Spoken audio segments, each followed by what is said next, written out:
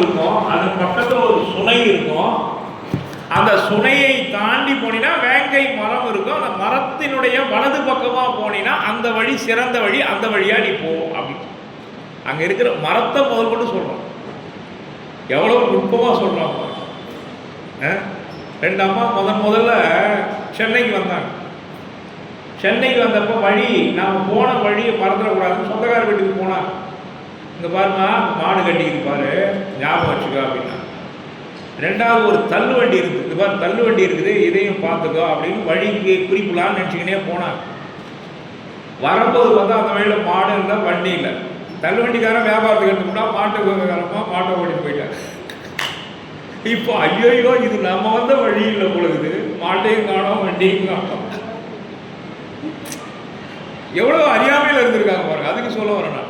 ஆனால் ஜீவகனுக்கு அந்த இடத்துல சுனை நீர் இருக்கும், வேங்கை மரம் இருக்கும். எவ்வளவு தெளிவாக வழி சொல்லிட்டு போகிறான் பாருங்க. கிட்டத்தட்ட ஒரு 6 மாதத்துக்கு உண்டான சார்ட்டை அவனுக்கு சொல்லி கொடுக்குறான். எவ்வளோ ஒரு அழகான சிறப்பு பாருங்க. அதன் வழியாக நீ அந்த தாண்டி போனீங்கன்னா தடமித்தன் என்ற ஒரு அரசனை நீ பார்க்கலாம் அப்படின்னு சொல்லி தக்க நாட்டினுடைய அரசன் தடமித்தனை நீ சந்திக்க வேண்டியிருக்கும். ஏன்னா அவன் பெண்ணை நீ மணக்க வேண்டிய சூழல் இருக்கு. ஆகையினால நீ தடமித்தன் மன்னனை போய் சந்திப்ப அப்படின்னு சொல்றான். அந்த இடத்துல நந்தட்டனையும் அவனுடைய தோழர்களையும் நீ சந்திப்ப அப்படின்னு அதையும் சொல்றார். அந்த இடத்துல உன்னை பிரிந்த உன்னுடைய சகோதரன் நந்தட்டனையும் உன்னுடைய தோழர்களையும் சந்திப்பன்னு என்னென்ன நடக்குமோ அவன் வாழ்க்கையில தெளிவாக சொல்றான். சார் இப்படி யாராவது நம்ம வாழ்க்கையில் என்னென்ன நடக்கும்னு சொல்லிட்டா நாமும் சிறப்பாக இருக்கலாம் வாழ்க்கையில். ஆனால் நம்ம வாழ்க்கையில் அடுத்த நிமிஷம் என்ன நடக்குதுன்னு சொல்றதுக்கு ஆள் இல்லை. ஆனால் ஜீவக வாழ்க்கையில் 6 மாதத்துக்கு என்ன நடக்குன்றத அழகாக ஒரு தேவன் சொல்றான்னா அவன் செய்த புண்ணியம்.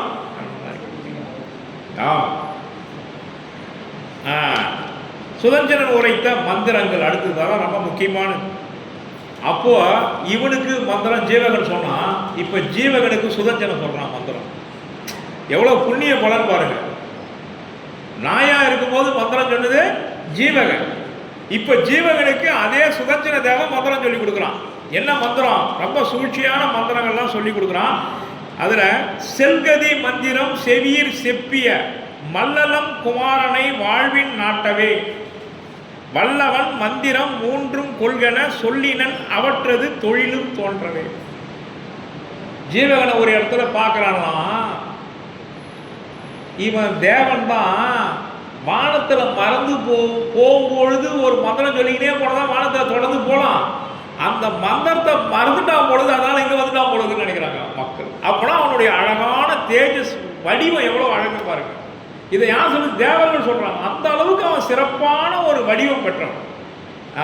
அவனுடைய அழகுக்கு இணைய இன்னொரு அழகான சொல்ல முடியல. அதனால அந்த செல்கதி மந்திரத்தை சொன்ன ஜீவகனுக்கு அவனுடைய வாழ்க்கையில் உச்சத்தை அடைவதற்கு நான் 3 மந்திரங்களை சொல்ல போறேன். 3 மந்திரங்களை சொல்றான். அதுல முதல் மந்திரம் என்னன்னா, கடுந்தொடை கவர்கனை காமன் காமுற. காமனே கண்டு வியக்கக்கூடிய அளவுக்கு பாட்டு பாடுறதுல சிறந்த ஒரு மந்திரத்தை சொல்லி கொடுக்குறாரு. முதல்ல மந்திரம் அதான். சாமகீதம்னு சொல்லுவாங்க. இந்த இசைக்கு மயங்காலும் யாரும் இல்லை. நீ பாடியது கிம்புர பறவை பாடின மாதிரி இருக்குன்னா கிம்புரம் அழகா பாடுமா. அந்த கிம்புரத்தினுடைய இசை போல இருந்ததுன்னு ஒரு பாட்டு பாடினவங்களை நீங்க சொன்னீங்கன்னா அவங்களுக்கு அதை விட ஒரு சிறப்பு வேற எதுவுமே இருக்காது. அப்படி அந்த இசையினுடைய சிறப்பை சொல்றாரு. நீ இந்த மந்திரத்தை கத்துக்கிட்டா காமதேவனே மயங்கக்கூடிய அளவுக்கு நீ இனிமையா பாடலாம் அப்படின்னு சொல்றாரு. அடுத்த மந்திரம் என்ன பார்த்தீங்கன்னா, எந்த விஷ பாம்பு கடிச்சாலும் சரி, எந்த விஷ வண்டுகள் கடிச்சாலும் சரி. இப்போ பார்த்தீங்கன்னா செஞ்சி பக்கத்தில் அனந்தமங்கலம் பக்கத்தில் தேன் ஈ கடிச்சு இறந்து போயிருக்காங்க. அதனுடைய விஷம் அவ்வளவு தாக்கமாக இருந்தது. தேனி அது கடிச்சது, அது கிளம்பிடுச்சுன்னா பார்த்துங்க அவ்வளோதான். எங்கே ஆள் இருக்கான தேடி தேடி கடிக்கும். நம்ம உடம்புல ஒரு விஷயம் சொல்கிறேன், விஷம் உடம்புல ஏறிட்டுன்னு வச்சுக்கலாம். பாம்பு கடிச்சு அந்த விஷம் எவ்வளோ நேரம் நம்ம உடம்புல வேலை செய்யணும்னு நினைக்கிறீங்க? ஒரு நுட்பமான கேள்வி இது. இந்த பாய்சன் உடம்புல ஏறிச்சுன்னா அப்படியே ஒவ்வொரு செல்லும் அவுட் பண்ணிகிட்டே வரும். எது வரையும் அது ஒர்க் பண்ணும் நம்ம உடம்புல போந்துருச்சுன்னா எண்ட் ஆஃப் த லைஃப். உயிர் உடம்புல இருந்து போகிற வரையிலையும் அந்த பாய்சன் வேலை செய்துகிட்டே இருக்கும். உயிர் போச்சுன்னா அந்த பாய்சன் ஆஃப் ஆகிடும். அது பிற்பாடு அந்த பாய்சனை ஒர்க் பண்ணாது. ஒரு அறிவியல் நுட்பம் அது. அப்போ அதனால தான் என்ன பண்ணுவோம், அந்த பாய்சன் மேலே உடம்புல ஏறாத இருக்கிறதுக்கு தான் டாக்டர்ஸ் என்ன பண்ணுவாங்க, பாதித்த இடத்தோட ஆஃப் பண்ணணும், ஹார்ட்டுக்கு வந்துடக்கூடாதுன்றதுனால தான் டக்கு டக்கு டக்குன்னு அதுக்கு உண்டான ட்ரீட்மெண்ட் எடுப்பாங்க.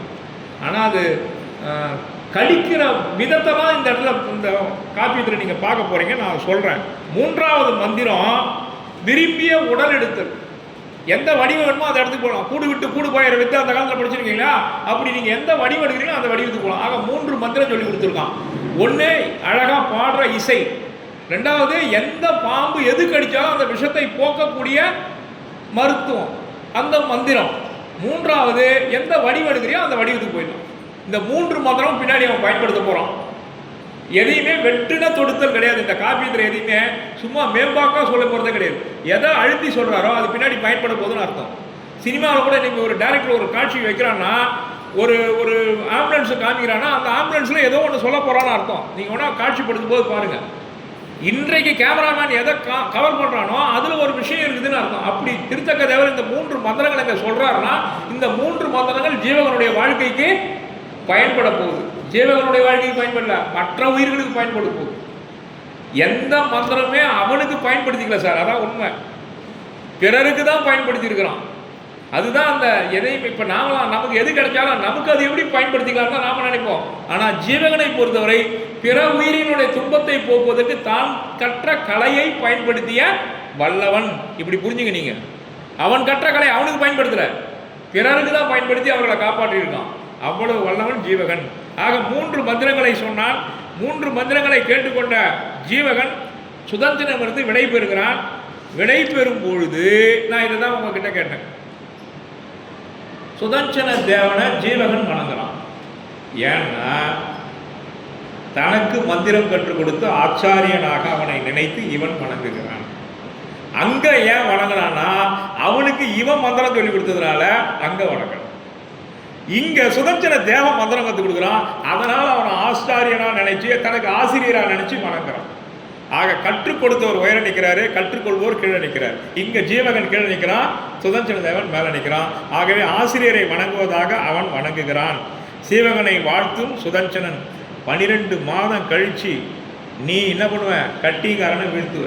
அது பிற்பாடு 12 மாதம் கழிச்சு என்ன நடக்க போதோ இங்கே சொல்கிறார் சார் சுதஞ்சன தேவன். 15 மாதம் கழிச்சு போனேன்னா உன்னுடைய அட்டனை அழிப்பாய். அட்டன்னா பகைவன், பகைவனை அழிப்ப. அதன் பிறகு என்ன பண்ணுவ, நீ முடி சூட்டி கொண்டு உன்னுடைய மாநிலத்தை ஆழ்வாய்.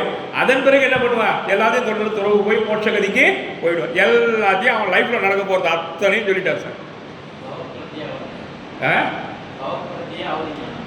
அவதிக்கான்.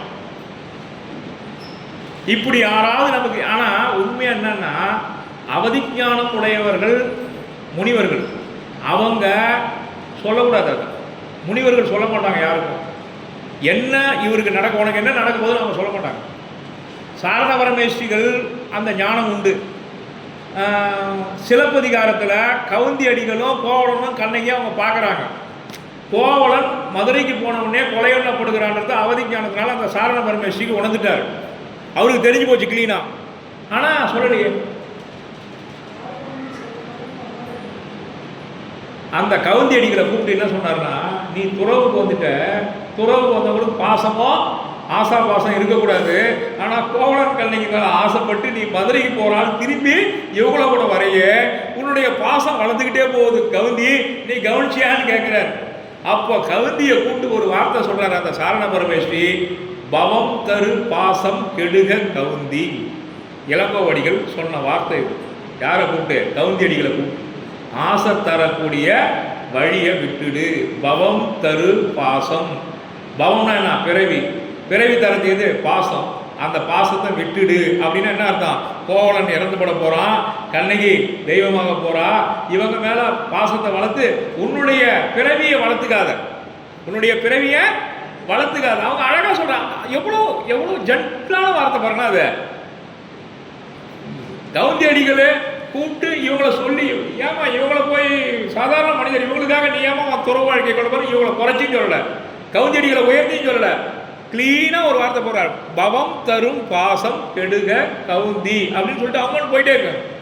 கவுந்தி மேலே பாசம் வந்துடக்கூடாது, கவுந்திக்கு அவங்க மேலே பாசம் வந்துடக்கூடாது. அதனால் கவுந்தி எனக்கு தேவையானவனும் இல்லை. துறவுக்கு போனாங்க, ஏமா துறவுக்குள்ள வந்துட்டு நீ துறவு விட்டுட்டு நீ பாசத்தை வளர்த்துக்கிற, பாசத்தை விட்டுட்டு துறவுக்கு போ அப்படின்னு ஒரு நல்வழிப்படுத்திட்டு அந்த சாரண பரமேஸ்வரி போயிட்டே இருக்காங்க. கோவலம் கொலையினப்படுறது அந்த சாரண பரமேஸ்வரிக்கு தெரியும், ஆனால் சொல்லலை. இங்கே தேவன் ஏன் சொல்கிறான்னா, இவன் மேலே இருக்கக்கூடிய நட்பின் அடிப்படையில் தனக்கு இவ்வளவு தேவகதியை கொடுத்தவன் என்பதனால இவன் சாரண பரமேஸ்வரி இல்லை தேவன், அதனால இவன் பட்டதை சொல்லிட்டான். ரைட். மந்திரம் போதித்த ஆசிரியர் என்பதனால அவனை அவன். இன்னொன்று சார், இந்த இடத்துல நான் ஒன்று சொல்கிறேன், இந்த திருக்குறள் ரொம்ப அழகான ஒரு திருக்குறள். இந்த இடத்துல நீங்கள் மனசில் வச்சுக்க வேண்டிய திருக்குறள். சார்பு உணர்ந்து சார்பு கெட ஒழுகி மற்ற அழித்து சார்தாரா சார்தரு நோய். இந்த திருக்குறள் தான் வாழ்க்கையினுடைய தத்துவமே இருக்கு சார். என்னன்னா, சார்பு உணர்ந்து எது வாழ்க்கைக்கு தேவை, நம்ம ஆண்மனுக்கு தேவையோ அதை உணர்வு. முதல்ல ஆண்மனை கடைத்தேற்றம் செய்வதற்கான வழி எதுவோ அதை முதல்ல உணரு. அதுதான் சார்பான வழி, அதுதான் உயர்ந்த வழி. சார்பு உணர்ந்து சார்பு கெட ஒழுகி, ஓ பிறவிக்கு எது துன்பத்தை தருமோ அதை விட்டுடு. சார்பு கெட ஒழுகி, முதல்ல சார்பை உணரணும், சார்பு கெட வாழணும். அப்படி வாழ்ந்தினா மற்றழித்து சார்தாரா சார்ந்த நோய். அப்போ பிறவி நோய் ஒன்றை விட்டுட்டு போயிடும். அப்போ பிறவிக்கு எது காரணமாக இருப்பதோ அதை உணர்ந்து அதை தவிர்த்து வாழ்ந்தால் பிறவி நோய் தடைப்படும் அப்படின்னு சொல்றார். ரைட். அடுத்தது பார்த்தீங்கன்னா, சுதந்திரன் விடை பெற்றுட்டான், ஜீவகன் தனியாக பயணத்தை தொடங்குறான். பயணத்தை தொடங்கும் பொழுது ஜீவகனின் தனிமை கண்டு புலம்புதல். ஜீவகன் தனியாக போகிறத பார்த்துட்டு திருத்தக்க தேவரே சொல்றாரு, கோளுழுவை அன்னாருக்கு குன்றமும் நின்று அழுதது. ஜீவகன் இப்படி தனியாக போகிறத பார்த்துட்டு யார் எழுதா, மனுஷன் எழுதா பரவாயில்ல, விலங்குகள் எழுதா பரவாயில்ல, தாவரங்கள் எழுதா பரவாயில்ல, குன்றுல இருந்து அருவி கொட்டுதான்.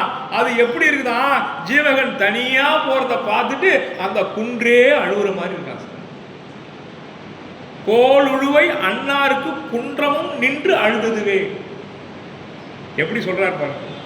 அடுத்தது பார்த்தீங்கன்னா, அவங்க பெண் யானையும் ஆண் யானையும் நம்ம வீட்டில் தான் கணவன் மனைவிக்குள்ள சின்ன சின்ன பிரச்சனைகள் வரும்னு நினைக்காதீங்க. காட்டில் இருக்கிற யானை கூட வரும். ஆண் யானையும் பெண் யானைக்குள்ள வரக்கூடிய ஊடல் கூடலை பற்றி சொல்றாரு அந்த இடத்துல. அந்த ஆண் யானையும் பெண் யானையும் சின்ன சின்ன சண்டைகளோட இருக்கும். அந்த கூட்டம், யானை கூட்டம் அதிகமாக இருக்கும். அதை கடந்து நீ போகணும்னு சொல்றாரு. அப்படி போகும்போது நீ ஒரு வேடனை பார்ப்ப பாருங்க, வழியில் போறவன கூட சொல்றாரு, ஒரு வேடுவனை பார்ப்ப. அந்த வேடுவன் எப்படி இருப்பான்னு பார்த்தீங்கன்னா, கண்ணம் கரேல்னு இருப்பான். அவன் உடம்பு மெலிஞ்சிருக்கும். அவன் மாமிசத்தை சாப்பிட்றான், அதனால புலால் நாட்டம் அடிக்கும் அவன் பேரில்.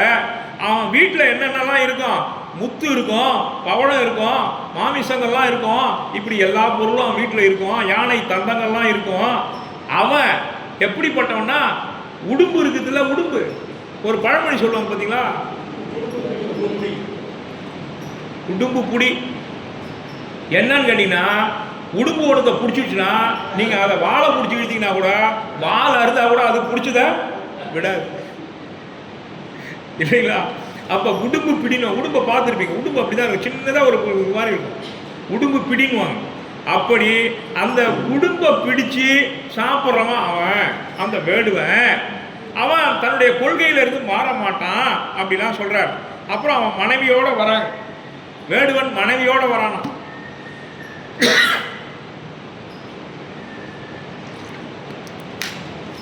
அந்த வேடுவங்கிட்ட ஜீவகம் பேசுகிறான்.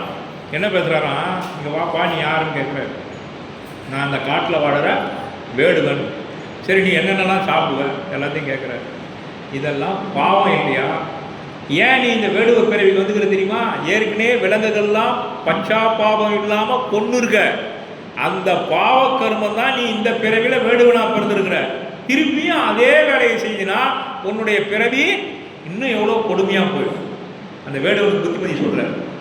இன்னும் நீங்கள் என் உடம்புக்கு ஆரோக்கியமானதை நாங்கள் அடித்து சாப்பிடுவோம், இதை போய் நீங்கள் கெட்டதுன்னு சொல்கிறீங்களே அப்படின்னு அந்த வேடுவன் சொல்கிறான் திரும்பி. இங்கே பாரு, ஊனை தின்று ஊனை வளர்த்து நீ பெறப்போவது என்ன? ஊனை தின்று இந்த ஊன் உடம்பை வளர்த்து நீ ஆக போவது என்ன? என்ன சாதிக்க போற நீ? அந்த வேடுவனை கேட்கிற, ஊனை தின்று ஊனை வளர்த்து நீ செய்வது என்ன? ஊனை தவிர்த்து உடலை வாழச் செய்து வாழ்வது உயர்கதிக்கு செல்லும். நீ ஊனை தின்று அழிய போகிறாய, ஊனை விட்டு உயரப் போகிறான். ரெண்டே கொஸ்டின் அவனை கேட்கிறார், சீவகன் கேட்கிறார் அவனை பார்த்து. நாம கூட நம்ம வாழ்க்கையில யாராவது ஒருத்தரை கொல்லாமை பக்கம் கொண்டாண்டுன்னு வச்சுக்கலாம், நாம செய்த புண்ணியம் அது. உங்க ரொம்ப டீப் ஃப்ரெண்ட் யாராவது இருந்தா, டே வேணாண்டா சாப்பிடாத, நான் சொன்னா கேளு, உடம்பு கெடுதல் அது, பாவம், உயிர் கொலை அப்படின்னு சொல்லி பாருங்க. கொஞ்சம் கொஞ்சமா மாத்தி பாருங்க. நாங்கள் விழுக்க ஸ்கூலில் 10 பேர் ஒர்க் பண்ணோம். யார் வந்தாலும் காம்பவுண்டுக்குள்ளே வரக்கூடாது, ஈவன் எக்கு கூட வரக்கூடாது. அது 9 ஆர் பள்ளிக்கூடமாகவே வச்சுருந்தோம். கடைசி வரையும் அப்படியே வச்சுருந்தோம். அரசாங்கமே உள்ளே கொண்டாந்துச்சு. நாங்கள் ஒன்றும் பண்ண முடியாது. அது பிறகு நாங்கள் ஒன்றும் பண்ண முடியாது சொல்ல முடியுமா? முடியாது. அதனால் முடிந்த வரை நாம் நம்முடைய இருப்பிடத்தில் எந்த உயிர் கொலையும் இல்லாமல் முடிந்த வரையும் பார்க்கணும். நீங்கள் சொன்னால் கேட்குற நண்பன்கிட்ட சொல்லுங்கள், சிறப்பாக அதை பண்ணலாம். அது ஒரு உயிரை காப்பாற்றின புண்ணியம் நமக்கு கிடைக்கும். இந்த புரட்டாசி மாதம் புண்ணியம் கொஞ்சம் ஏற்றுக்குது. ஆமாம், அதில் ஒரு வாட்ஸ்அப்பில் சார் ஒரு செய்தி பார்த்தேன். வளர்த்தவனே பாவம் இல்லாமல் வித்துட்டு போயிட்டான், வாங்கினவனுக்கு எங்கிறது என் மேலே கருணை. எவ்வளோ அழகான வளர்த்தவனே பாவம் இல்லாமல் வித்துட்டு போயிட்டான், வாங்கினவனுக்கு எங்கிறது என் மேலே கருணை இருக்கும். பக்கத்தில் கத்தி போட்டு ஆட்டை போட்டான். எவ்வளோ ஒரு நுட்பமான ஒரு விஷயம் பாருங்க. இன்னொரு வாட்ஸ்அப்பில் நான் ஏற்கனவே உங்ககிட்ட சொல்லியிருக்கேன், கழுத்துக்கு கத்தி உறுதியான வேண்டுவதற்கு என்ன இருக்கு? கத்தி கூர்மையாக இருப்பதை தேவை. எவ்வளோ நுட்பமாக அடிச்சாங்க. இந்த புது கவிதை வர வர ஒன்னே, அதாவது ஆசிரியப்பாவில் அதிகமான வரிகள் இருக்குது, அதை குறைச்சி வெண்பாவாக்கணும். வெண்பாவை குறைச்சி குரல் வெண்பாவில் ஒன்னே முக்காடின்னு சொன்னோம், அதையும் குறைச்சி ஐக்கூ கவிதை ஆகிட்டான். பாருங்களா, நான் ஒரு ஐக்கூ கவிதை சொல்கிறேன் பாருங்களா.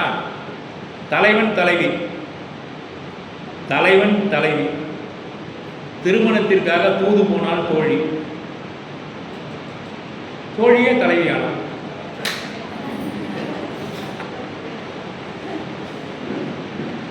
புரிஞ்சவங்க சிரிக்கிறாங்க. தலைவன் தலைவி, திருமணத்திற்காக தூது போனால் தோழி, கடைசியில் தோழியே தலைவியானார். ரைட். அடுத்தது பார்த்தீங்கன்னா, அந்த வேடன் மனைவி கிட்ட சொல்றான், ரொம்ப அருமையான இடம் இது, அந்த வேடுவனையே மாத்திட்டார். வேடுவன் கடைசியில் என்ன சொல்லிட்டான், நான் இந்த ஊன் உண்ணதை திறந்துட்டேன், இனி காய்கறிகளே சாப்பிட்டு என்னுடைய வாழ்க்கையில் நான் உயர்ந்து செல்வதை விரும்புகிறேன் அப்படின்னு அந்த ஜீவகன் சொன்ன ஒரு பக்குவம் இருக்கணும் சார். அந்த பக்குவத்தின்படி சொன்ன உடனே அவனே மாறிட்டான் சார். நான் வேடர்கள் தலைவனாக இருக்கிறேன், ஜீவகன் சொன்ன அறிவுரையை கேட்டு ஊனை தின்னாது வாழ்தலே சிறந்ததுன்னு வேடுவன் சொல்ற அளவுக்கு ஜீவகன் புத்திமதி சொல்லி இருக்கிறான்னா, இதுதான் சார் காப்பியம். இப்படி படிக்கணும் சார் காப்பியம். ஊன் சுவைத்து உடம்பு வீக்கி நரகத்தில் உரைதல் நன்றோ, அவன் கேட்ட கேள்வி 1235வது பாட்டு. ஊன் சுவைத்து உடம்பு வீக்கி நரகத்தில் உரைதல் நன்றோ. மாமிசம் சாப்பிட்டா அவன் எங்க போயாவணும்? நரகத்துக்கு போயாவணும். அப்படி நீ இதை சாப்பிட்டுட்டு இந்த நாக்கு சுவைக்காக நரகத்துக்கு போக போறியா?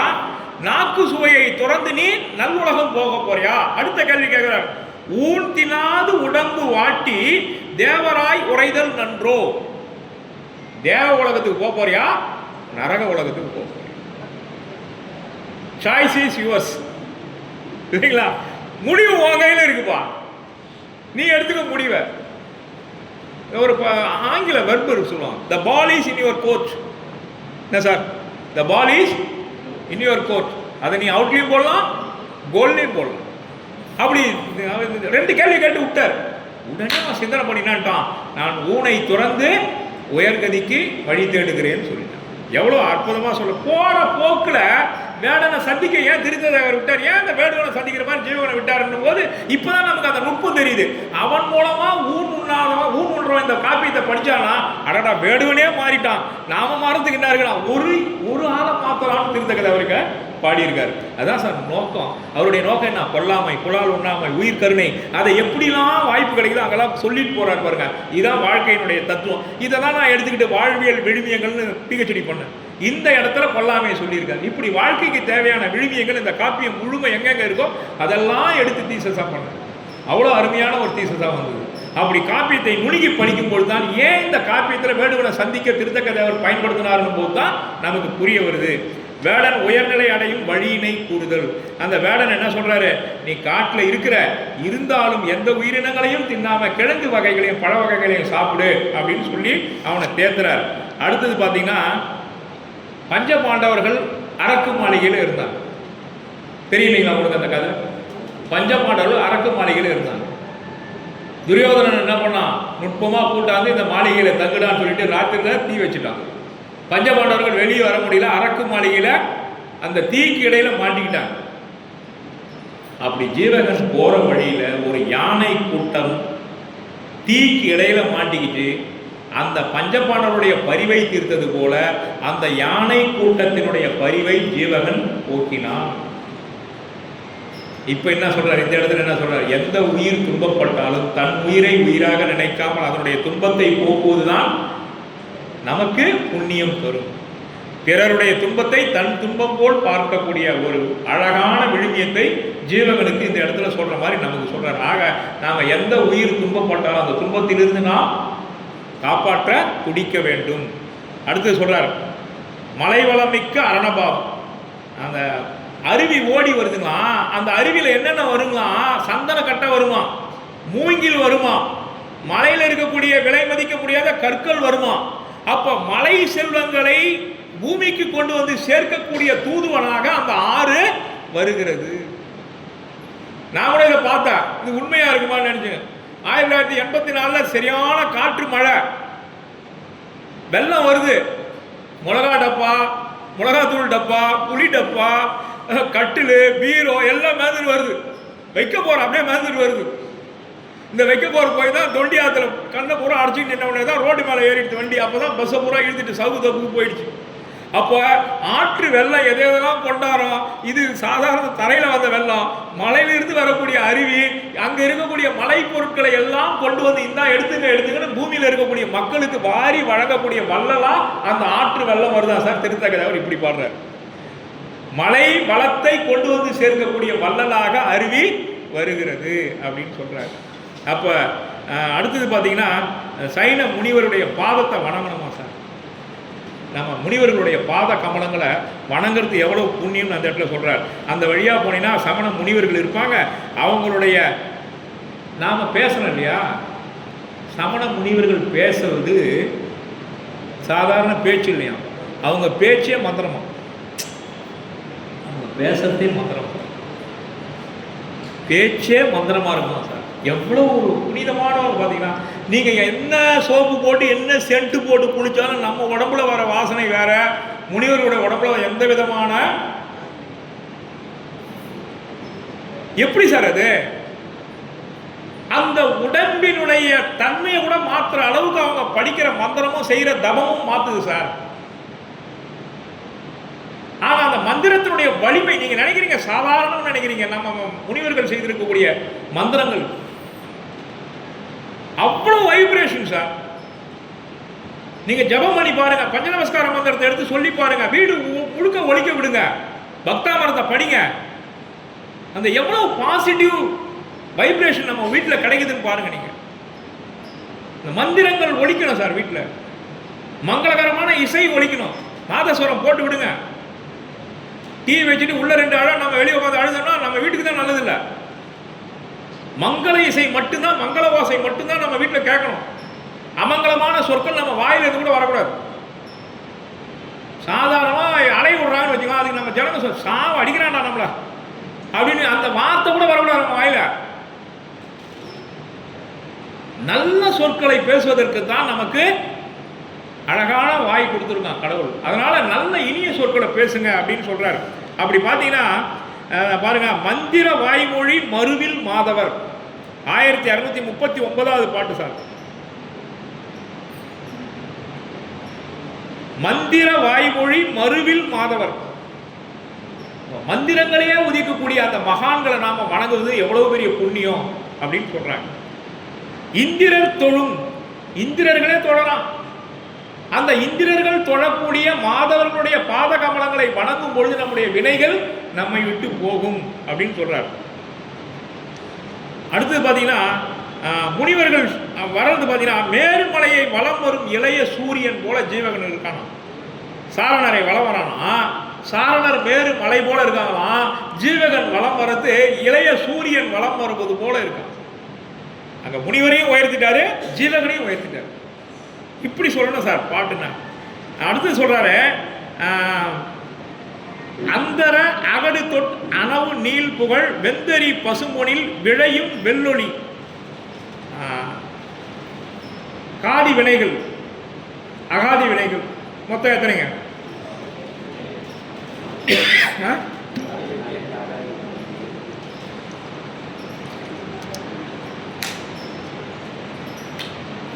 வினைகளையும் வெல்வதற்காக தன்னுடைய உடலை வாடவிட்டு தவம் செய்யக்கூடிய அந்த சாரண பரமேஸ்வரிகளை வணங்க வேண்டும் அப்படின்னு சொல்றார்.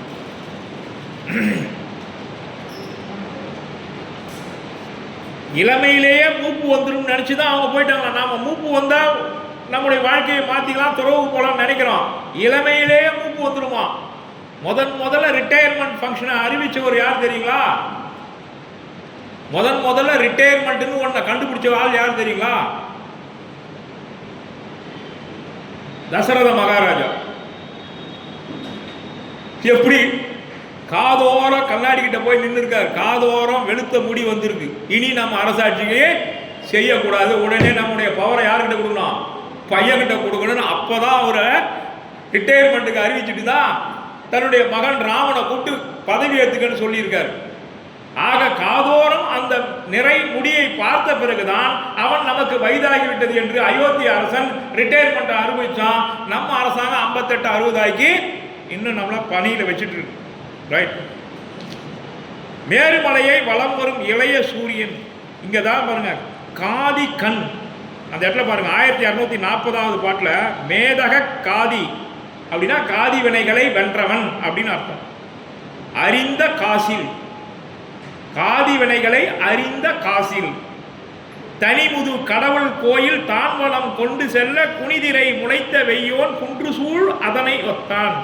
இளைய சூரியன் மேலும் மலையை வலம் வருவதை போல வலம் வந்தான் என்று சொல்கிறார். அந்த சாரண பரமேஸ்வரியை ஜீவகன் வணங்கியது.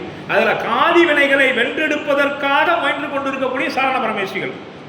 அடுத்தது இன்னிசை இசைக்க தொடங்கினார்கள். பாருங்களேன், கோவிலுக்கு வந்தீங்கன்னா இறைவனை வணங்குவதற்கு ஆக சிறந்த வழி பாட்டு பாடுறது. ஐயோ எனக்கு குரல் சரியில்லையே, எனக்கு இசையோட வரலையே, கவலையே படாதீங்க. ஜீவகன் பகவானை நினைத்து பாட்டு பாடினானா இந்த நாக்கு தழும்பேறி போச்சான் சார், அந்த அளவு தொடர்ந்து பாடினான். ஆகவே பகவானை வணங்குவதற்கு அருமையான ஒரு வழி இறைவனுடைய குணங்களை பாடலால் இசைத்து பாடுவது. அப்படி பாடினான் ஜீவகன் பாடின பாட்டை இங்க சொல்லியிருக்காரு. 1242வது பாட்டு. ஆதி வேதம் பயந்தோய் நோய் அலர் பெய் மாறி அமைந்தோய் நீ நீதி நெறியை உணர்ந்தோய் நீ நிகரில் காட்சிக்கு இறையோய் நீ நாதன் என படுவோய் நீ நவைசெய் பிறவி கடலகத்துள் பாத கமலம் தொழுவேங்கள் பசையாய் பவிழ பணியாய். இது அழகா சீடியில் வந்துடுச்சு, பாட்டு வந்துடுச்சு இல்லைங்களா?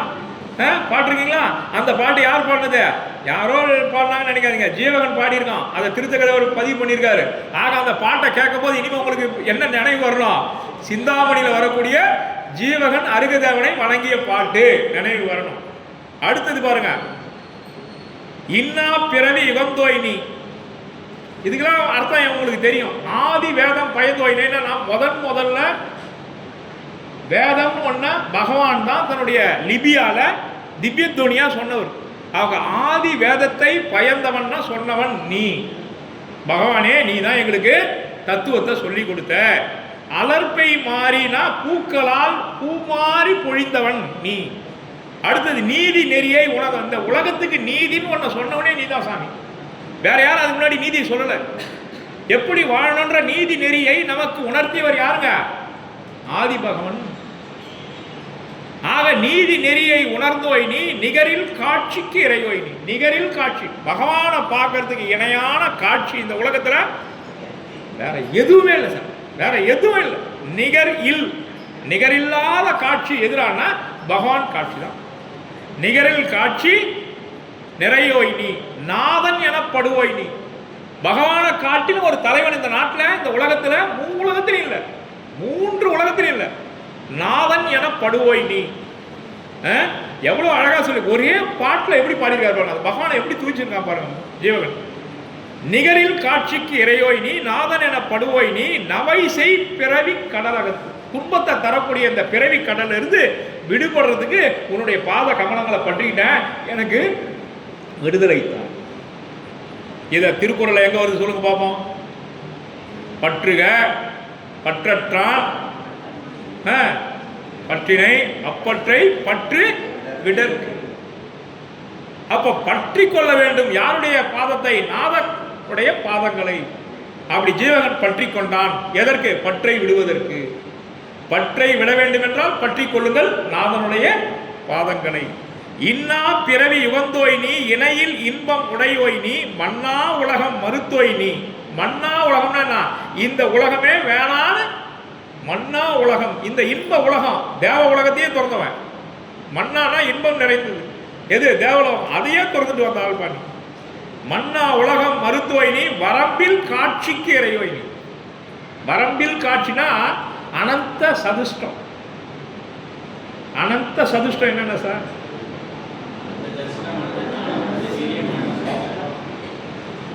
அனந்தன்றதுக்கு என்ன அர்த்தங்க? அளவிட முடியாத, சரிங்களா? அனந்த ஞானம், அனந்த வீரியம். இன்னும் 2 சொல்லுங்க. அனந்த சக்தி, அனந்த வீரியம் இருந்தது இல்லைங்களா? ஆக இந்த அனந்த சதுஷ்டியங்களை உடையவன் யாரு? பகவான். பகவானை தவிர வேற யாராவது இந்த அனந்த சதுஷ்டியங்களை உடையவங்க இருக்காங்களா? இல்லை சார். ஆகவே பகவானே உன்னை நான் வணங்குகிறேன். இதெல்லாம் தெரிஞ்சுக்கிட்டு பகவானை வணங்கணும். ஏதோ ஒரு நான் ஒன்று சொல்கிறேன், ஒரு கல் கோவிலுக்குள்ளே சென்றது சிலையானது, தண்ணீர் கோயிலுக்குள்ளே சென்றது தீர்த்தமானது, சாதம் கோயிலுக்குள்ளே சென்றது பிரசாதமானது. மனிதன் மட்டும்தான் கோயிலுக்குள்ளே சென்று மனிதனாகவே திரும்பி வருகிறான். இல்லைங்களா? நமக்குள்ளே ஒரு மாற்றம் வரணும் சார், அதுக்கு தான் கோயிலுக்கு வரும். நாம் எப்பயும் போலவே திரும்பி வந்துக்கிட்டே இருந்தோம்னா அது ஏதோ ஒரு டைம் பாஸுக்கு போகிற இடமாயிடும். அப்போ பகவானை வணங்கும் பொழுது நமக்குள்ளாக ஒரு அன்பு போக்க வேண்டும், கருணை போக்க வேண்டும், உயிர் கருணை வர வேண்டும், அகிம்சையும் புண்ணியமும் பெற வேண்டும்.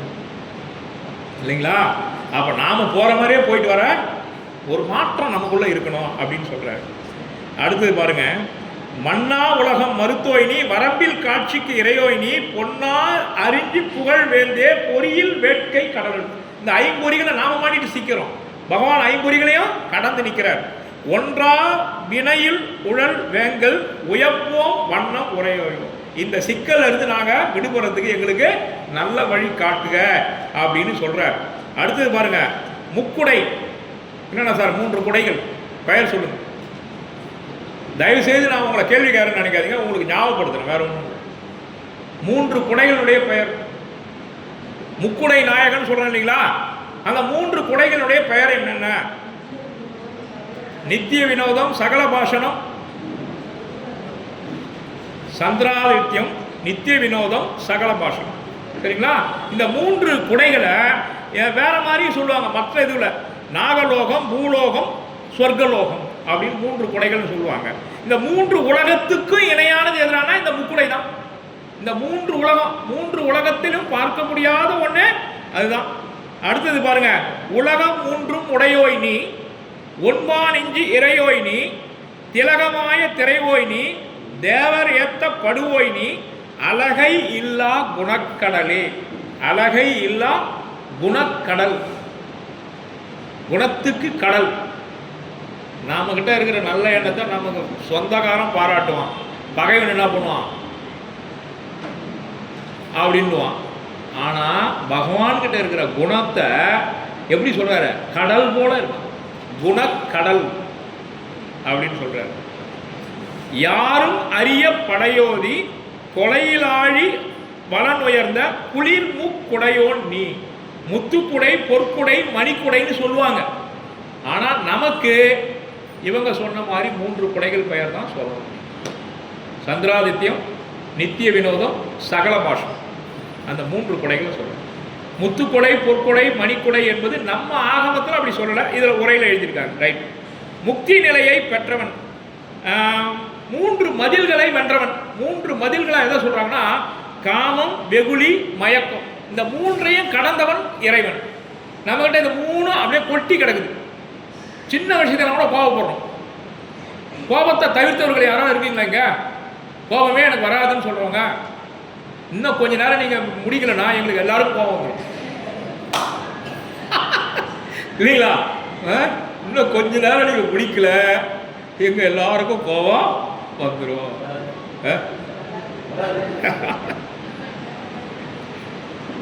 வராது.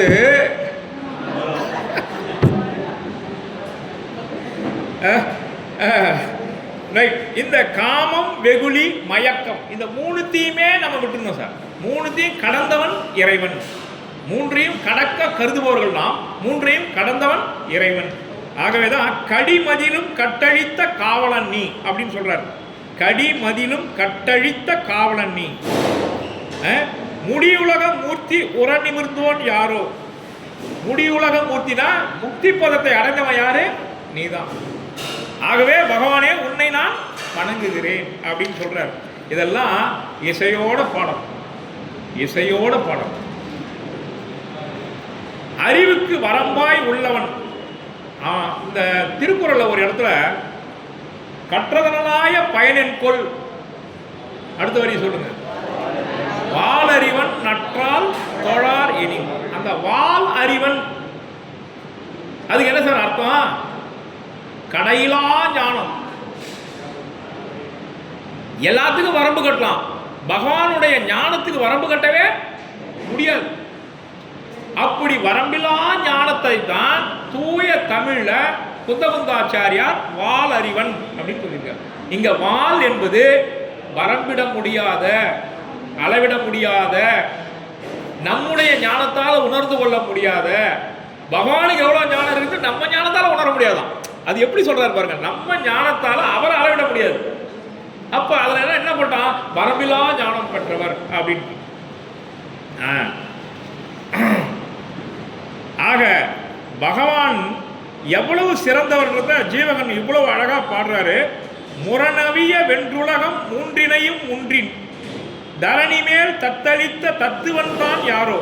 தரணி மேல் தந்தளித்தான் தன்மதி போல் நேமி அறனுலகிற் காய அறிவரன் நீயே. தர்ம சக்கரத்தை உடையவன் யாருங்க? பகவான். வலது பக்கமா இருக்கும் அந்த தர்ம சக்கரம். குளிர்ந்த நிலவை போன்றவன் பகவான். அவனுடைய முகத்தை பார்க்கணுமே. பகவானுடைய முகத்தில் பார்த்தீங்கன்னா இந்த கண் இந்த மூக்கினுடைய நுனியை பார்க்கும், இந்த கண் இந்த மூக்கினுடைய நுனியை பார்க்கும். பார்த்த அந்த போல முகம், அந்த அன்றளர்ந்த தாமரை போன்ற முகம் யாருக்கிட்ட இருக்குன்னா பகவான் கிட்ட மட்டும் தான் இருக்கும். இதை நீங்க முழுமையா பார்க்கணும்னா சாட்சாத் நம்ம பாகுபலி சாமி, பேரழகன் பாகுபலி சாமியினுடைய சிலையை உற்று பார்த்தீங்கன்னா இந்த கண்ணை எப்படி வைக்கணும்னு அவனுக்கு தெரியல. அப்போ நம்முடைய முனிவர்கள் சொல்லியிருக்காங்க, அடைய கண்ணா இந்த கண் இந்த மூக்கினுடைய நுனியை பார்க்கணும், இந்த கண் இந்த மூக்கினுடைய நுனியை பார்க்கணும். அப்படி வை வச்சுனா ஆட்டோமேட்டிக்காக என்ன ஆகிடும்? அந்த சிலை சிறப்பாகிடும். அதனால தான் பேரழகன் பாகுபலிக்கு இணையா இன்னொரு என்ன ஒரு அழகான சிலை சார். அந்த அளவுபடி செய்யறாங்க பல இடத்துல, இன்னும் அந்த அழகு வரலையே இல்லைங்களா? அதுக்கு ஒரு ஒரு புது கவிதை சொல்றேன். உண்மையை காட்டிலும் போலி அழகாக கண் சிமிட்டுகிறது. ஒரு பாட்டி ஒரு தங்க செயினை போட்டுட்டு அது மாதிரி வீட்டில் காட்டில் விரவு தட்டிட்டு இருந்தது. பின்னாடி வந்தவன் தங்க செயின் தான் நினச்சி ஒரே போட அந்த கட்டையை எடுத்து போட்டுட்டு பிடிங்கி போயிட்டான். போனவன் கடையில் கொடுத்து பார்த்தான், டேய் 20 ரூபாடா இது மதிப்பு. 20 ரூபாடா, 20 ரூபா தானா? பாட்டி பண்டையை போட்டுட்டு வந்துட்டேன்னு. தங்கம் இவ்வளோ வேகமாக ஏற ஏற அநியாயம் நடக்குது நாட்டில். அப்படி பாகுபலி பகவான் எங்க இருந்தாலும் பகவான் தான், எப்படி இருந்தாலும் பகவான் தான். ஆனாலும் அந்த சிலை வடிவம் பேரழகன் பாகுபலி நம்ம பமதீஸ்வரரை பார்க்குற மாதிரி ஒரு சிறப்பு வேற எங்கே பாகுபலியை பார்த்தாலும் ஐம்பொன் சிலையில கூட வருது. அழகா இருக்கு சிலை, நான் குறைத்து மதிப்பிடலை. அவ்வளவு பெரிய சிலையில் அந்த அளவுப்படி மாறாமல் இருக்கக்கூடியது பகவான் பாகுபலியினுடைய சிறப்பு. ஆக அந்த மயக்கம் தரக்கூடிய கல்லை பருகியதால் மயங்கிய பார்வை உடையவர்கள் இருக்கிறாங்க. ஆனால் அந்த மாதிரி மயக்கம் இல்லையா. இங்க பாருங்க, ஜினகரம் அப்படின்னு சொல்றோம். ஜினகரம் அப்படின்னா என்ன சார் அர்த்தம்? எங்க ஜினன் உரைகிறாரோ அந்த இடம் ஜினகரம் இல்லைங்களா? அப்ப கோவிலுக்கு, திருக்கோவிலுக்கு இன்னொரு பெயர்னா ஜினகரம். விஷ்ணு கிரகம் என்றதான் விண்ணகரம்னு மாறி இருக்கு, புரியுதுங்களா? ராஜகிரகம் அப்படின்றது தான் ராஜகிரகம் மாறி இருக்கு. அப்படி ஜினக்ரஷம் ஜினக்கிரகம் அப்படின்றது தான் ஜினக்கிரகம் மாறி இருக்கு. ஆக அந்த ஜினக்கிரகம் எப்படி மாறி இருக்கு? தூய தமிழ்ல சினகரம்னு மாறி இருக்கு.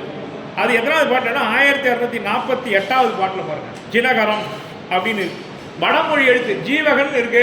என் பேர் ஜீவகன், ஜி போட்டு எழுதுறேன். ஆனால் சிந்தாமணியில் சீவகன் தான் இருக்கும். இன்னும் நீங்கள் வடமொழி எழுத்து போட்டு எழுதுன்னு என்ன கேட்பாங்க. நாம் சொல்லியே பழக்கமாகி போச்சு ஜீவகன்னு, அதனால் ஜி போட்டுட்டேன். இதில் சி போட்டுக்குது.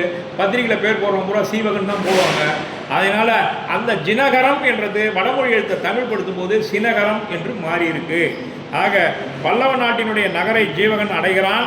அங்கே அகன்றில் பறவை பற்றி தெரியுங்களா? ஒரு விஷயத்தை மட்டும் சொல்லிடுறேன். அகன்றில் பறவை, பறவைகளே வித்தியாசமான பறவை அகன்றில் பறவை. தன்னுடைய துணையை ஒருபோதும் பிரிஞ்சிருக்காது.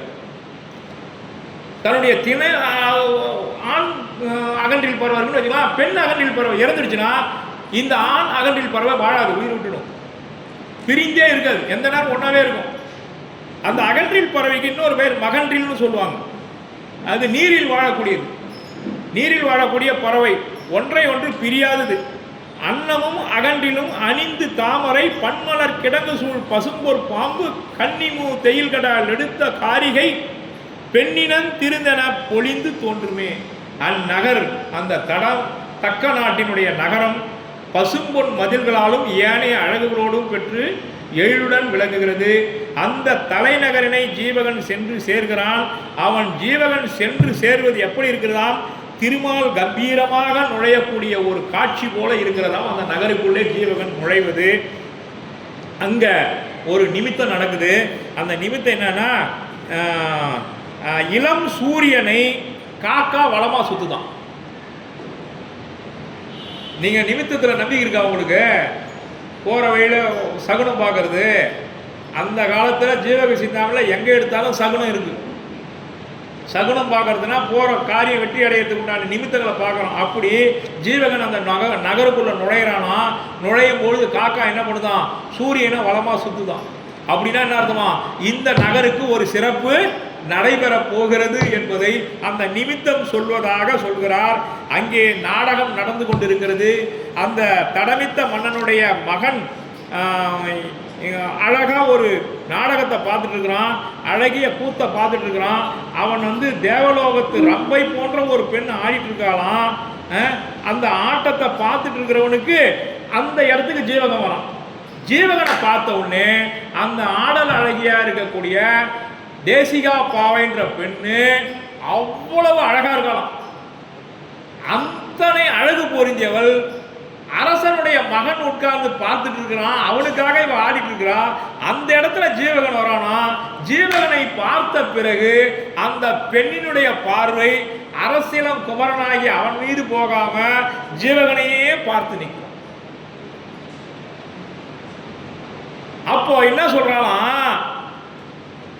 பொண்ணுக்காக, பணம் காசுக்காக பெண்ணினுடைய கற்பு உடையும்னு சொன்னானே, அது பொய்யிடா. இவன் ராஜகுலத்து அரசனா இருந்தாலும் கூட இவன் மேல எனக்கு ஆசை வரல. இதோ இப்ப பார்த்தனே, இந்த கட்டிலும் காலை மீது தான் எனக்கு ஆசை வருது. அந்த பெண் என்ன பண்ணலாம்? பணத்தை நோக்காமல், அரசன் என்பதை நோக்காமல், அந்த கட்டிலம் காலை யாரென்றே தெரியாது, அவன் மீது என்னுடைய பார்வை போயிடுது. என்னுடைய அழகு அவனுக்கு சொந்தம்னு அந்த பாடிட்டு இருக்கும் போதே அவன் இவ்வளவோ சொல்றாளாம் தேசிகா பாவை. என்ன அழகான சொல்லுவாங்க. இந்த ஜீவகன் இந்த இதோட முடிச்சிடலாம் சார். அவனுடைய கண்கள், அவனுடைய கண்கள் 2 கண்கள் இருக்குல்ல, உள்ளங்கை அளவாயிடுது அவனை பார்க்கறது. ஓய்வுபடுத்துறாரு. உள்ளங்கை போன்ற கண்கள் கொண்டு அவனை பார்க்கிறாளாம். கண்ணீர் எப்ப சார் வரும் நம்ம கண்கள்ல இருந்து? துக்கம் வந்தா வரும். இன்னும் ஒரு இடம் ஆனந்தம் வந்தா வரும்.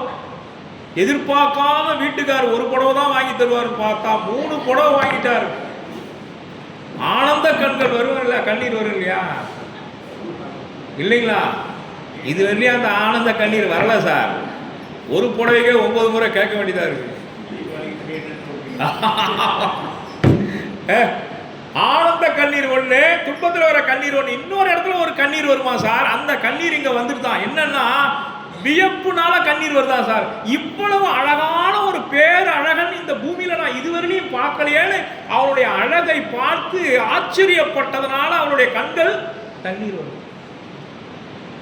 அந்த கண்களில் இருந்து வரக்கூடிய கண்ணீரை இங்கே அரசன் பார்த்து கொண்டு இருக்கிறானே, அரசியலம் குமரன், அவன் பாத்துல போராடுறதுனால என்ன பண்ணாலும் தான் கழுத்துல போட்டிருந்த முத்து மாலையினுடைய நூலை அறுத்து விட்டாலாம். அது தொங்கும் போது அவங்க எல்லாரும் அதை பார்ப்பாங்க. அந்த நேரத்தில் நம்முடைய கண்ணீரை தொடச்சிக்கலாம். அவன் என்ன பண்ணலாம்? அது முத்து மாலையை அறுத்து விட்டாலாம். இப்படி தேசிகாப்பாவையினுடைய ஆடல் அரங்கிலே ஜீவகன் வந்து நுழைகிறான். ஜீவகன் மீது இவள் காதல் வயப்படுகிறாள். அதன் பிறகு அந்த தக்க நாட்டினுடைய மன்னனுடைய மகள்தான் பதுமை. அவளை பாம்பு தீண்டுகிறது. அந்த பாம்பினுடைய விஷத்தை போக்குவதற்கு அந்த நாட்டிலே யாருமே இல்லாத சூழ்நிலையில் அவள் இறந்துபடுவாளோ என்ற நிலையில் அங்கு ஒரு நிமித்தம் தெரிகிறது. அந்த நிமித்தம் என்னவென்று சொன்னால், அங்கே அழகான ஒரு சூழ்நிலையை உருவாக்கி ஒரு ஜோசியம் பார்ப்பவன், இந்த விஷத்தை போக்கக்கூடியவனை நீ எங்கெல்லாம் தேடிக்கொண்டிருக்கிற, நம்முடைய சோலையிலே இருக்கிறான் என்று சொல்கிறார்கள். அப்பொழுதுதான் அந்த அரசியலம் குமரன் ஓடி சென்று, இப்பொழுதுதான் என்னுடைய நாடக அரங்கிற்கு ஒருவன் வந்தான், அவனாகத்தான் இருக்கும் என்று ஜீவகனை அழைத்து வருகிறார்கள். ஜீவகன் பார்த்து இந்தந்த நேரத்திலே இந்த பாம்பு கடிக்கும் என்று 8 விதமான காரணங்களை சொல்கிறான். அந்த 8 விதமான காரணங்கள் தான் ஒரு பாம்பு கடிக்கும். அந்த பாம்பிலே 4 வகை இருக்கிறது. அந்தனர் பாம்பு, அரசர் பாம்பு, வணிகர் பாம்பு, சத்திரியர் பாம்பு என்று 4 வகையான பாம்பு இருக்கிறது. அந்த பாம்பில் இருந்து வரக்கூடிய வாசனை வைத்து அது எந்த வகையான பாம்பு என்றதை சொல்லிவிடலாம். கடித்திருக்கிறது வணிகருடைய பாம்பு, அது குக்குட சர்ப்பம் என்ற பாம்பு. அந்த பாம்பு கடியினுடைய வாய் பார்த்து மேலில் இருக்கக்கூடிய பல்லோ அல்லது கீழ் இருக்கக்கூடிய முதல் பல்லோ கடித்தால் தான் விஷம் ஏறும். ஆனால் கடித்த பற்கள் பின்னால் இருக்கக்கூடிய 3 பற்கள். ஆகவே இந்த பெண்ணிற்கு இப்பொழுது துயரம் இல்லை என்று சொல்லக்கூடிய பகுதிகள் எல்லாம் வருகிறது. அழகான பகுதிகள், சுவையான பகுதிகள். இதையெல்லாம் தொடர்ந்து கேட்க வேண்டும் என்று சொன்னால் தயவு செய்து பதுமையை பாம்பு கடித்த துயரத்தை நீங்களும் கேட்க வேண்டும் என்று சொன்னால் அடுத்த வாரம் அவசியம் நீங்கள் எல்லாம் வந்துவிட வேண்டும் என்று கேட்டுக்கொண்டு, பதுமையை ஜீவகன் மணந்து கொள்ளக்கூடிய செய்தியும் இருக்கிறது. ஆகவே அந்த திருமணத்திற்காக உங்களை இப்பொழுதே அழைத்து மகிழ்கிறேன். வாய்ப்பளித்த அனைவருக்கும் நன்றி, செவி கொடுத்த அனைவருக்கும் நன்றி.